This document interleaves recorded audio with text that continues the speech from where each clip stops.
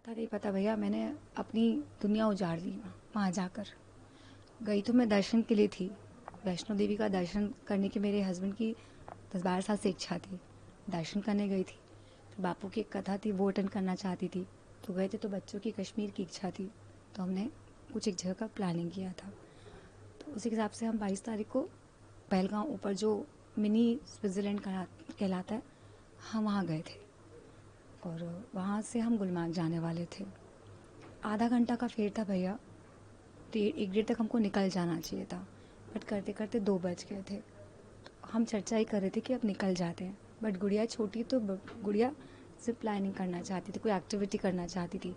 करते करते समय बीत गया, थोड़ा हौच पौच हो गया। तो इस चक्कर में हम सब अलग अलग हो गए। बेटा कहीं था, बेटी और हस्बैंड एक जगह थे। मेरे को वॉशरूम जाना था, तो मैं वॉशरूम चली गई।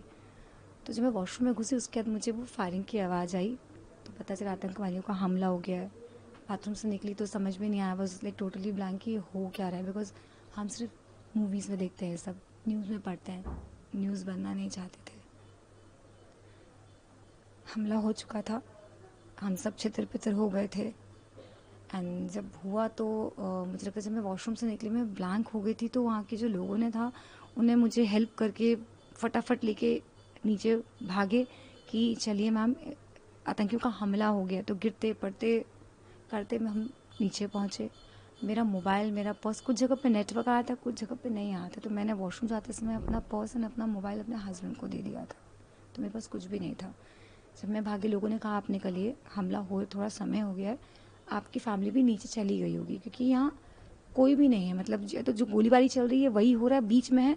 आपके हस्बैंड ऐसे नहीं दिखेंगे, अगर होंगे तो वो नीचे अपने अपने तरीके से सब उतर गए हैं। मन नहीं मान रहा था, पर जा रहे थे, डर भी था। लोग भी कि चलिए चलिए। तो जो हर रास्ते में थोड़ी देर किसी का फ़ोन था, तो भैया फ़ोन दे दीजिए, मैं ट्राई कर लूँ। सबका नेटवर्क नहीं लग रहा था। किसी एक का लगा, तो किस्मत से मेरे बेटे से मेरी बात हो गई। तो बेटे ने बताया कि मम्मी मैं नीचे आ गया हूँ। तब तक मेरे इंप्रेशन था कि शायद ये तीनों साथ होंगे। मैं जब वॉशरूम गई तो मेरे को लगा कि ये तीनों साथ में आ गए होंगे। मेरे को नहीं पता था कि पीछे क्या होने वाला है। तो कहा मम्मी मैं तो नीचे आ गया हूँ, पापा लक्षता ऊपर है। तो मैंने गुस्सा से को पूछा कि तुम पापा को छोड़ के लक्षता को नीचे कैसे आ गए। तो इसे कि मम्मी जो फर्स्ट शॉट हुआ मेरे बगल से हुआ, मैं कुछ लेने के लिए रुका था वहाँ पर, तो बगल से हुआ, तो उसके छींटे मुझ पर आए। तो फिर मेरे को घोड़े वाले भैया ने नीचे लेकर आ गया। तो मैं और डर गई कि लक्षतन दिनेश कहाँ है। तो ये बोला मम्मी आप नीचे आइए, मैं अपन करते हैं। तो हमारे जो ड्राइवर साहब थे वो बहुत हेल्पफुल थे। तो इन्होंने मुझे ड्राइवर को हैंड ओवर किया। एंड फिर ये गए कि मतलब मैं वापस उसको देखता हूँ, ऊपर जाता हूँ, कैसे भी करता हूँ। फिर कुछ समय बाद कुछ करते करते 3-4 बजे मुझे मेरी मेरी बेटी से बात हुई। बेटी मुझे मिली हॉस्पिटल के बाहर, पहलगांव जो हॉस्पिटल है वहाँ कुछ घायलों को लाया गया था। तो लगा शायद मेरी बच्ची नीचे आई होगी, या घायल की उम्मीद तो नहीं थी, लेकिन लगा एक बार राउंड मार लिया जाए। तो मेरी बच्ची मुझे वहाँ मिली, थोड़ी सी उसके हाथ में चोट थी, कपड़े वपड़े खून से लदे हुए थे। तो उसने बताया मम्मी पापा को गोली लगी है। ये सुन के मैं थोड़ा डर गई थी, क्योंकि मेरे हस्बैंड को ब्लड क्लॉट का इशू, उनको ब्लड थिन रखने के लिए मेडिसिन लेनी पड़ती है। तो अगर उनको कहीं चोट लग जाएगी तो उनका ब्लड स्टॉप नहीं होता है। बट डर तो गए थे, तो सारे हॉस्पिटल में चेक किया, दिनेश नहीं थे। तब मैंने मेरी फैमिली को कॉल किया, मेरे इन लॉज को कॉल किया हेल्प के लिए, क्योंकि लगा कि शॉर्ट हुए हैं मतलब तो बड़ी चीज़ हो गई। ऐसा करते करते करते करते फिर सब जगह मैं हेल्प के लिए गई। मुझे याद नहीं आ रहा कैसे क्या हो रहा था, बट हर हर जगह हम हेल्प के लिए जा रहे थे। सरकार हमें क्लब हाउस भेजी कि भाई आप लोग वहाँ तो सेटल हुई है, एरिया सेफ़ नहीं है, हौच पौच कम हुई, तो हम भी कुछ काम कर सकें। हम क्लब हाउस भी गए, बट मन नहीं माना। फिर हम वापस आ गए, गुड़िया को गाड़ी में रखा, मैं और मेरा बेटा ढूंढने में लग गए। फिर फ़ोन नहीं था, तो मेरे बेटे ने मुझे एक नया नंबर दिया, कि एक नया फ़ोन दिया। वहाँ के लोग बहुत हेल्प किए कि तुरंत उस माहौल में, कर्फ्यू के माहौल में, बंद दुकान को खोल के मुझे सिम और मोबाइल दिया।